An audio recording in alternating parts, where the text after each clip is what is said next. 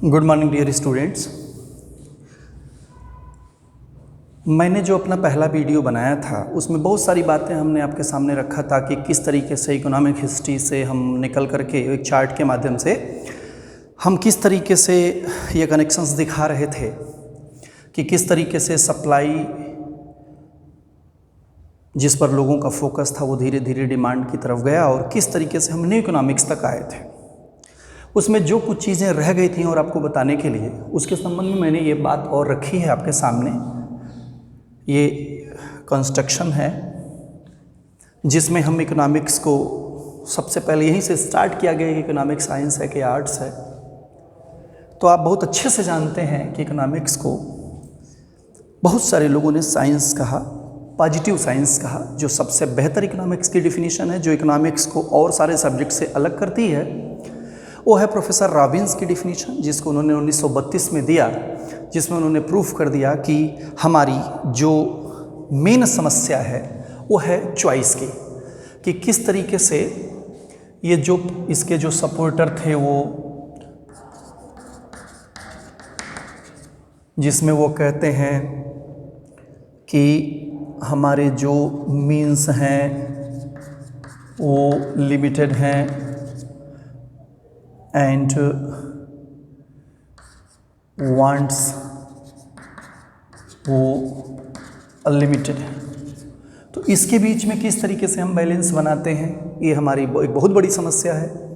और इसी की वजह से वो चूँकि एक चुनाव को शो करती है, इसीलिए इसको चुनाव का अरसास कहा जाता है। तो ये जो इकोनॉमिक्स को हिस्ट्री वाले पोर्शन में मैंने इसका डिस्कशन किया कि इकोनॉमिक साइंस किस तरीके से पॉलिटिकल इकोनॉमी इकोनॉमिक साइंस के रूप में और इकोनॉमिक साइंस इकोनॉमिक्स के रूप में दिखता है। तो हम दो तरीके की चर्चा की है साइंस में कि साइंस के दो part, normative science and positive science. Normative science जिसको आप आदर्शात्मक विज्ञान कहते हैं, जो एक आदर्श को प्रस्तुत करता है। इसका बेसिकली जो इसका जवाब मिलता है वो इस प्रश्न से समझ में आता है, क्या होना चाहिए, क्या होना चाहिए। और ये इसका जवाब देता है क्या है।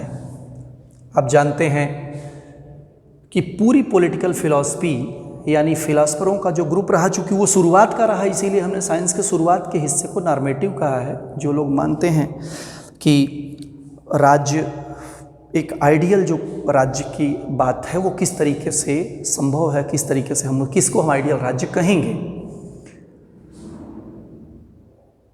ये आदर्शात्मक विज्ञान एक आदर्श प्रस्तुत करता है जिसको आपने देखा कि किस तरीके से एक्विनास ने इसको बेहतर तरीके से डिफाइन किया, जिसको जस्ट प्राइस के थियरी के रूप में हमने एक्विनास का जिक्र किया था।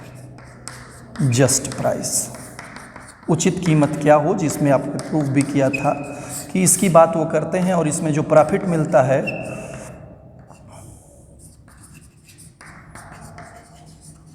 डिसेंट प्रॉफिट कहते हैं उसको, एकदम अलग तरीके का प्रॉफिट। कुल मिला के हमारी मानसिक खुशी आप कह सकते हैं इसको।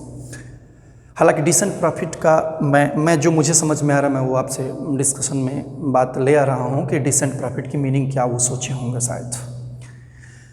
उसी तरीके से पॉजिटिव साइंस की चर्चा क्या है, रियल में क्या दिखता है। तो अगर हम देखें तो इकोनॉमिक्स की जो थियरीज हैं वो जब इम्प्लीमेंट हो जाती है, इम्प्लीमेंट के पहले तक की पोजीशन यहाँ से प्रूव कर सकते हैं आप, और इम्प्लीमेंटेशन के बाद की क्या स्थितियाँ हैं एक्चुअल वो ये दिखाता है। तो दोनों मिल करके एक दूसरे को सपोर्ट करते हैं और इकोनॉमिक्स साइंस के रूप में बहुत सारे अर्थशास्त्रियों ने उसको साइंस कहा है और बहुत लोगों ने उसे आर्ट्स भी कहा है। साइंस के दो पार्ट हम जिसकी बात यहाँ कर रहे हैं आपसे।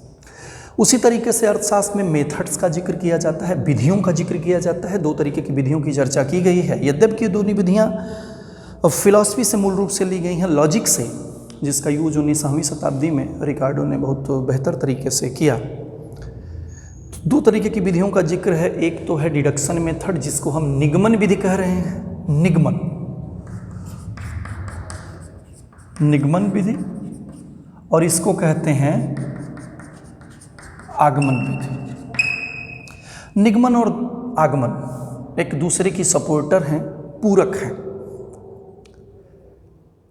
अर्थशास्त्र में बहुत सारी जगहों पर इन डिडक्शन मेथड का यूज़ किया जाता है, बहुत सारी जगहों पर आगमन मेथड का यूज़ किया जाता है। माल्थस ने अपने पॉपुलेशन की थियरी में इस मेथड का यूज़ किया है, आगमन विधि का। अब डिडक्शन मेथड है क्या? डिडक्शन मेथड में हम कहते हैं यदि हमारा चलन, हमारा मूवमेंट सामान्य कथन से विशेष कथन की ओर होता है तो उसे हम निगमन विधि के नाम से जानते हैं। जैसे सभी मनुष्य मरणशील हैं, राम एक मनुष्य है इसलिए हम कहते हैं राम मरणशील है। ठीक उसी तरीके से इसकी ठीक अपोजिट आगमन विधि, जिसमें हम कहते हैं राम मरणशील है, श्याम मरणशील है, यानी मरणशीलता एक गुण है जो मनुष्यों में पाया जाता है, तो हमें कंक्लूड करते हैं कि सभी लोग मरेंगे, यानी सभी मनुष्य मरणशील हैं। निगमन विधि के जो सपोर्टर थे वो ये लोग थे, एडम स्मिथ, रिकार्डो, सीनियर, मिल, बहुत सारे और नाम। इंडक्शन मेथड के सपोर्ट ये रहे, हिलब्रांड, लीस्ट, रोशा। तो अगर हम इसको इन विधियों को देखें तो अर्थशास्त्र में इन दोनों विधियों का पर्याप्त रूप से यूज हमको देखने में आता है। अब अगर हम किसी एक मेथड को लेकर चलें तो हम एक मेथड से किसी कंप्लीट पूरे अर्थशास्त्र के एनालिसिस या अर्थशास्त्र को हम नहीं पढ़ सकते। इसमें बहुत सारी जगहों पर ये दोनों अलग अलग विधियाँ अलग अलग तरीके से यूज की गई हैं। इन विधियों को अलग अलग नामों से जानते हैं, जैसे डिडक्शन मेथड जो लॉजिक या मैथमेटिक्स पर ज़्यादा हद तक आधारित है, इसी कारण इसके दो वर्जन यहाँ लिखे गए हैं, non mathematical method and mathematical method. Non mathematical method का यूज अर्थशास्त्र में दो लोगों के द्वारा समझ में ज़्यादातर आता है, क्लासिकल्स और नियो क्लासिकल इकोनॉमिक्स के द्वारा।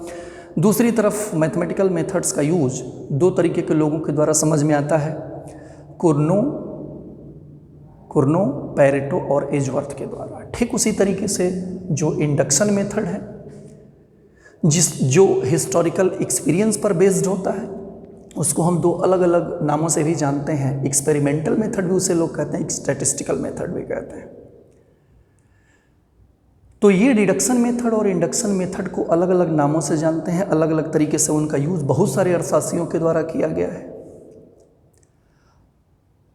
अब अगर हम इसको स्कूल के माध्यम से देखें तो दो तरीके के स्कूल्स हमको समझ में आते हैं, English classical school and historical schools of Germany, historical school of Germany. दोनों के बीच में हमेशा इस बात का विवाद रहा कि किसी भी एक बेहतर तरीके के कंक्लूजन को देने के लिए किसका प्रयोग हम ज़्यादा करें।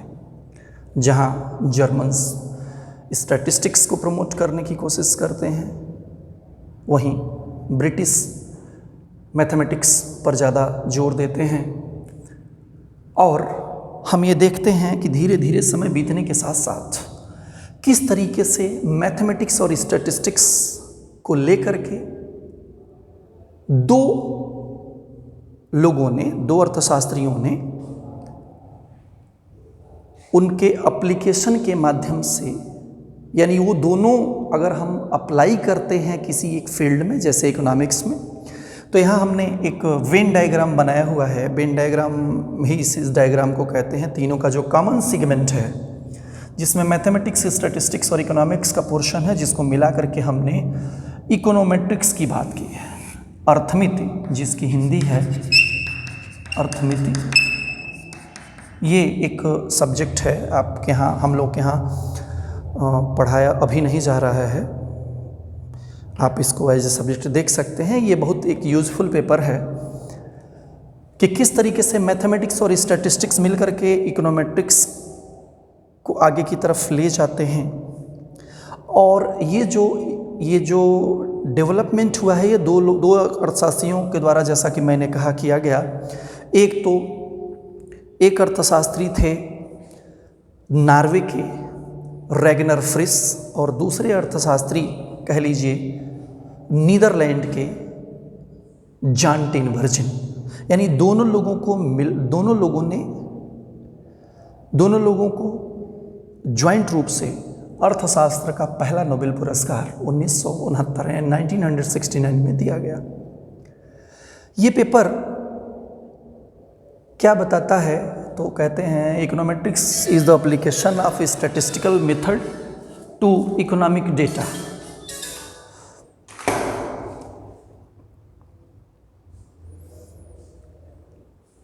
यानी कि मैथमेटिक्स और स्टैटिस्टिकल टेक्निक के द्वारा किस तरीके से हम इकोनॉमिक हाइपोथेसिस को टेस्ट करते हैं, इसके संबंध में ये हमको जानकारी देता है। और इसका जो बेसिक टूल है वो है लीनियर रिग्रेशन मॉडल, कि किस तरीके से हम स्टैटिस्टिक्स और मैथमेटिक्स के माध्यम से हम वो सारी चीज़ें जो पहले नहीं कर पाते थे अब हम उन्हें कर भी रहे हैं। और अगर हम इस चीज़ को हम अदर सोशल साइंसेस में देखें तो हमको समझ में आता है कि जैसे जूलॉजी है तो जूलॉजी के साथ जैसे हम इस सब्जेक्ट को, जैसे इकोनॉमिक्स को हम इकोनॉमिक्स की बजाय जैसे हम यहाँ जूलॉजी लिख दें, जियोग्राफी लिख दें, तो तुरंत यहाँ हम जियोमेट्रिक्स की चर्चा करते हैं। उसी तरीके से साइकोलॉजी में साइकोमेट्रिक्स, सोशियोलॉजी में सोशियोमेट्रिक्स। तो ये जो डेवलपमेंट हुआ, इस डेवलपमेंट के माध्यम से बहुत यूनिक तरीके का काम समझ में आता है जो इससे पहले शायद संभव नहीं था। इसी कारण इसको बहुत ज़्यादा पॉपुलैरिटी मिली और ये लगातार बढ़ता ही चला जा रहा है। अब अगर हम कुछ और बातों की तरफ हम ना ध्यान दें कि कौन सी ऐसी ज़रूरतें पड़ी, क्या लोगों ने सोचा, किस तरीके से अपनी बात लोग गवर्नमेंट इंटरवेंशन को लेकर करते हैं, आज की स्थितियां क्या हैं, तो हम ये देखते हैं कि गवर्नमेंट इंटरवेंशन को लेकर जो अलग अलग तरीके के लॉजिक दिए गए हैं वो अलग अलग लोगों के द्वारा दिए गए हैं। बेसिकली दो तरीके का क्लासिफिकेशन हम बताना चाहते हैं आपको, एक तो एडम स्मिथ के द्वारा, दूसरा किन्स के द्वारा। एडम स्मिथ ने लेसेस फेयर पॉलिसी की चर्चा की, आप जानते हैं, जिसको अबंध नीति आप कहते हैं, जिसमें मिनिमल गवर्नमेंट, लेसेस फेयर की जो मीनिंग है इकोनॉमिक्स में वो है मिनिमल गवर्नमेंट की चर्चा की जाती है। एडम स्मिथ का ये कहना था कि सरकार बेसिकली 2-3 जगहों पर ही होनी चाहिए, जैसे डिफेंस में, जुडिशियरी में और सोशल गुड्स के फील्ड में। 1752 में सोशल गुड्स को लेकर के प्रोफेसर डेविड ह्यूम, जो एक बहुत बड़े फिलोसफर थे और एडम स्मिथ उनसे बहुत ज़्यादा प्रभावित भी थे, ह्यूम ने कह दिया कि सार्वजनिक वस्तुओं को उपलब्ध कराने की जिम्मेदारी सरकार की होनी चाहिए। तो एडम स्मिथ से जस्ट अपोजिट विचारधारा जो किन्स की है वो मानती है कि सरकार की भूमिका बहुत बढ़ चढ़ के होनी चाहिए। और आपने देखा कि किस तरीके से ग्रेट डिप्रेशन का जो पीरियड रहा उसमें किन्स ने अपनी बहुत सशक्त भूमिका निभाई गवर्नमेंट ऑफ रोल को लेकर करके। तो रोल ऑफ द गवर्नमेंट को लेकर के बहुत अलग अलग तरीके के डिबेट्स होने लगे। वो डिबेट्स 1960s में अगर हमको उनको देखें तो हमको ये देखने में आता है कि एक तरफ तो मॉनेटरिस्ट का ग्रुप रहा जिसका फाउंडर जो था वो मिल्टन फ्रीडमैन था, दूसरी तरफ किन्सियंस रहे हैं जिसमें हम मोडिग्लिनी का और टॉबिन का भी नाम लेते हैं, दूसरी तरफ इनका ग्रुप रहा है, जिनके बीच में अक्सर विवाद होता रहा कि सरकार की भूमिका किस तरीके की होनी चाहिए।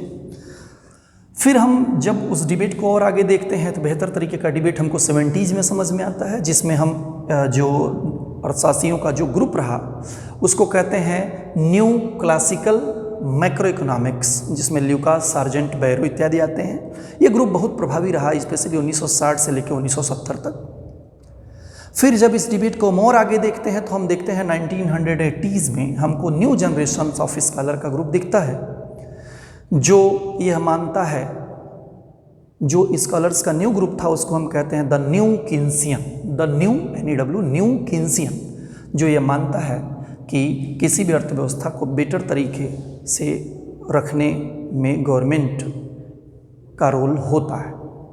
अब अगर हम देखें तो रोल ऑफ द गवर्नमेंट को लेकर के बड़ा विवाद रहा कि गवर्नमेंट की भूमिका किस तरीके की होनी चाहिए, जो धीरे धीरे विवाद हमको देखने को आता है कि कैसे एडम स्मिथ ने स्टार्ट किया और हम 80s में जाते जाते जो नया ग्रुप बना है न्यू किन्सियंस का, चाहे न्यू क्लासिकल स्कूल्स का या न्यू क्लासिकल इकोनॉमिक्स का, वो किस तरीके से अपनी बात सबके सामने रखते रहे हैं। और ये जो कैंप्स हैं, इनके जो कैंप्स माने इन दोनों के फॉलोअर्स, उनके जो डिस्कशंस हैं वो मीडिया के माध्यम से लोगों को दिखने में आते हैं।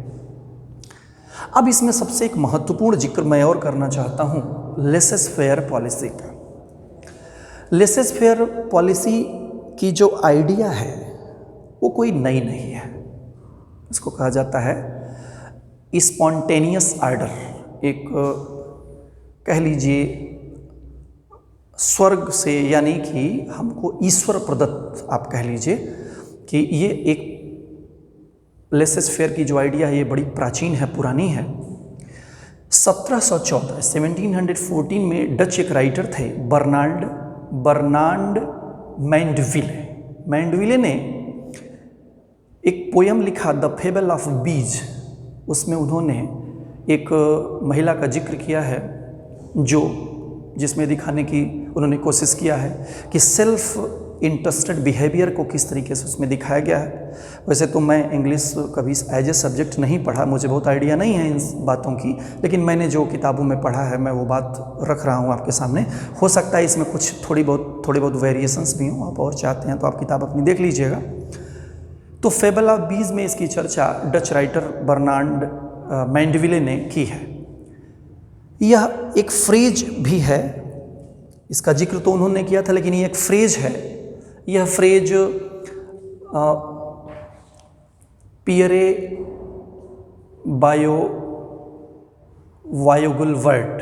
वायोस गुलवर्ट पियरे बायोगुलवर्ट ने किया है इस फ्रेज का यूज, जिसमें वो कहते हैं लेसेस फेयर ला नेचर, जिसका मतलब है लीव बिजनेस एलोन। यानी कि इसकी स्टार्टिंग तो किया मैंडविले ने, वो एक फ्रेज भी है, फ्रेज का मतलब है लीव बिजनेस एलोन। लेकिन जैसे ये इकोनॉमिक्स में यूज होता है तो यह मिनिमल गवर्नमेंट की वकालत करता है। मिनिमल गवर्नमेंट, जैसा कि मैंने कहा, तो लेसेस फेयर पॉलिसी को ये लोग मानते थे, यानी कि किस तरीके से फ्री मार्केट इकोनॉमीज की चर्चा करते थे। लेकिन आपने देखा कि किस तरीके से क्लासिकल थियरी फेल करती है। उस समस्या को सॉर्ट आउट किया प्रोफेसर कीन्स ने, और किस तरीके से हम जहां सप्लाई पर कभी केंद्रित हुआ करते थे, हमारा ध्यान सप्लाई पर था, वो किस तरीके से डिमांड की तरफ मूव करता है। यानी जहां पहले ये था, दूसरे पर ये था। कौन से दौर में? क्लासिकल्स के दौर में। वहीं दूसरी तरफ जैसे ये एरो चेंज होती है, ये डिमांड और सप्लाई का 1 ये हो गया और 2 ये हो गया। यानी कि अगर आप देखें तो इनका फोकस डिमांड पर रहा और इनका फोकस सप्लाई पर रहा। यानी कि हम यहाँ से यहाँ की तरफ मूव करते हैं और धीरे धीरे आपको इकोनॉमी कैसे आगे बढ़ रही है ये देखने को समझ में आता है। अभी हम जो भी बात आपसे कह रहे हैं कि किस तरीके से इकोनॉमिक साइंस या आर्ट्स के रूप में देखा है, हम आर्ट्स पर कोई जिक्र जानबूझ के नहीं किए हैं, आर्ट्स एक अप्लाइड बिहेवियर को दिखाता है। हमारा बेसिकली पर्पज़ यहाँ ये था कि नॉर्मेटिव साइंस किस तरीके से उस एंशिएंट ग्रीक एंशिएंट थॉट से मिलता है, जहाँ पर लोगों ने यहाँ सोचा। आज की अगर हम जिक्र करें तो कह सकते हैं कि गवर्नमेंट आज भी इसी अप्रोच को दिमाग में रखती है। रियल बिहेवियर में ये चीज़ें हमको समझ में आती हैं। कैसे मेथड्स यूज किए गए हैं, डिडक्शन और इंडक्शन, दोनों विधियों को अलग अलग नामों से जानते हैं। इनके सपोर्टर ये लोग थे और किस तरीके से इकोनोमेट्रिक्स ने जन्म लिया। उसके बाद लेसेस फेयर की मीनिंग क्या रही, कैसे ये पोयम से लिया गया, मैंडविले ने इसका जिक्र किया, और ये एक फ्रेंच फ्रेज भी है। लेकिन जैसे हम अरसास में इसका जिक्र करते हैं तो आप ये मानते हैं कि किस तरीके से हम मिनिमल गवर्नमेंट की वकालत करता है। एडम स्मिथ ने, मैं बताया भी हूँ कि एडम स्मिथ कहते हैं कि किसी भी अर्थव्यवस्था में सरकार की ज़रूरत केवल 3 जगहों पर है। एक तो जुडिशियरी में, दूसरा पब्लिक गुड्स में, और तीसरा डिफेंस में, सुरक्षा में। इसके अलावा, इन बातों के अलावा कोई और बात अगर मुझे समझ में आती है या आप लोगों के माइंड सेटअप में है, तो जब कभी भी हम लोगों की मुलाकात तो क्लास के रूप में होगी तो मैं उन बातों की तरफ आपका दिमाग ले जाऊंगा और मुझसे जो भी संभव होगा मैं बताने की कोशिश करूंगा। अब तक ये जो दोनों वीडियो के माध्यम से जो हम आपसे बताना चाहते थे कि किस तरीके से इकोनॉमिक हिस्ट्री जुड़ती है, कैसे कनेक्शंस आपस में उनके दिखाई देते हैं, क्या वे कहना चाहते हैं, हम कैसे आगे की तरफ मूव कर रहे हैं। पहले के साथ साथ दूसरे वीडियो में जो भी चीज़ें हैं इनको आप थोड़ा ध्यान से देखें। अब इस वीडियो के ठीक बाद मैं वहाँ पहुँचूँगा कि डेमोग्राफी का सब्जेक्ट मैटर क्या है, उनके कौन कौन से उसके राइटर्स हैं, उन पर मैं आपसे बात करूँगा। और उन बातों के अलावा मैं आपसे पर्सनल एक मेरा अपना खुद का व्यू है कि आप जो भी पेपर पढ़ते हैं उसके कनेक्शंस आपस में ज़रूर जोड़िए। और अगर आपने ये चार्ट दिमाग में रखा है तो आपको ये समझ में आएगा बीए से लेके एमए तक कि किस तरीके से ये जो चार्ट है वो आपस में एक दूसरे से कनेक्ट कराता है और आपको ये दिखाता है कि जहाँ से कभी इकोनॉमिक्स स्टार्ट हुआ था उन लोगों ने क्या सोचा था और आज की स्थितियाँ किस तरीके की हैं, कैसे वे थियरीज हमको सीधे चाहे टेढ़े दोनों रूपों में हमको दिखाई देती हैं। हम उसका जिक्र इस वीडियो के माध्यम से किए हुए हैं, इन दोनों वीडियो के माध्यम से। इससे रिलेटेड जो भी मैटर्स हैं मैं ई कंटेंट के माध्यम से आपको दे दूँगा। और जो तीसरा आपका जो वीडियो होगा जिसमें मैं आपके उस सिलेबस की तरफ पर आना चाहूँगा जहाँ से आपकी कहानी स्टार्ट होती है कि कौन डेमोग्राफी का सब्जेक्ट मैटर नेचर स्कोप क्या है, किस तरीके से डेमोग्राफी आपके 5 सेगमेंट में डिवाइड है।